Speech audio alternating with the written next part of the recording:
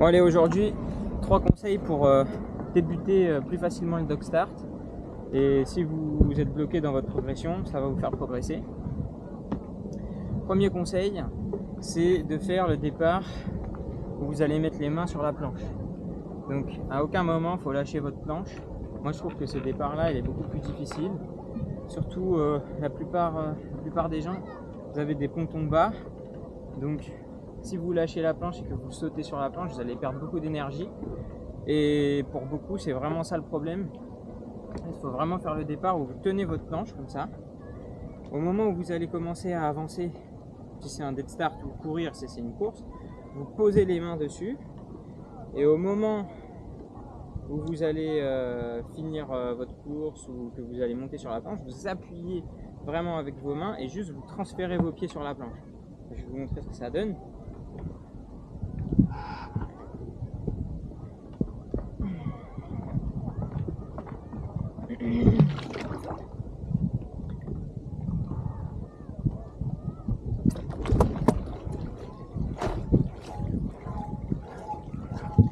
Voilà, et là on est parti vraiment facilement. La technique, c'est vraiment de tenir sa planche. Dès que vous allez avancer, vous allez avoir un peu de portance, vous posez vos mains dessus, vous accélérez, et là vous appuyez vraiment fort. Il faut que vous soyez en équilibre sur vos mains, et vous montez et juste vous placez vos pieds sur la planche. Et en fait, c'est avec cette technique que vous allez vraiment pouvoir démarrer le plus facilement, pouvoir conserver votre énergie, et donc du coup glider plus loin, avoir plus de temps pour comprendre le pumping. Et même pour les expérimenter, en fait, avec cette technique, c'est la technique qui va vous permettre de démarrer les plus petites ailes. Si vous regardez tous les gens qui démarrent des petites ailes, la plupart du temps c'est des gens qui font cette technique là.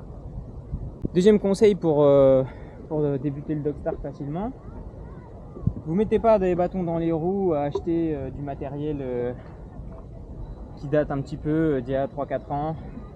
Au début ça peut le faire si vraiment vous voulez pas dépenser beaucoup, mais vous allez galérer si vous n'avez pas de base en foil. Donc vraiment achetez du bon matériel. Chez Gong actuellement avec la gamme V3, il y a deux ailes qui vraiment sont adaptées pour ça. Ça va être la Trail et la Cirrus. Bon, pas la Ultra Trail hein, comme j'ai aujourd'hui.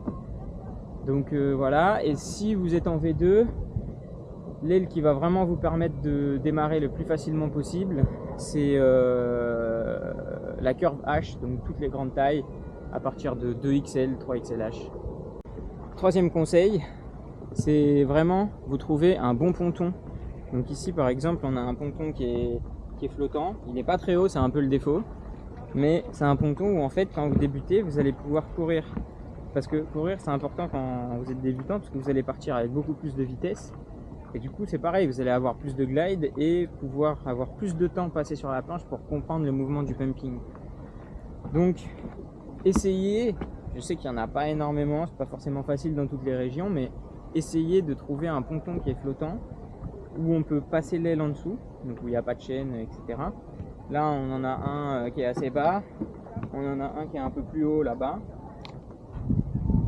et vraiment ça va vous aider à débloquer.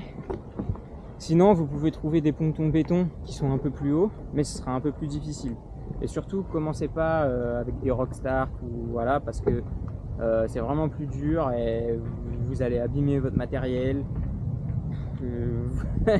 Si le rockstart n'est pas bon parce qu'il faut trouver des bons rochers, vous allez potentiellement vous faire mal. Donc voilà, essayez de vous faciliter la vie, à commencer avec des pontons qui sont faciles. Voilà. Si la vidéo vous a plu, likez et abonnez-vous. Salut!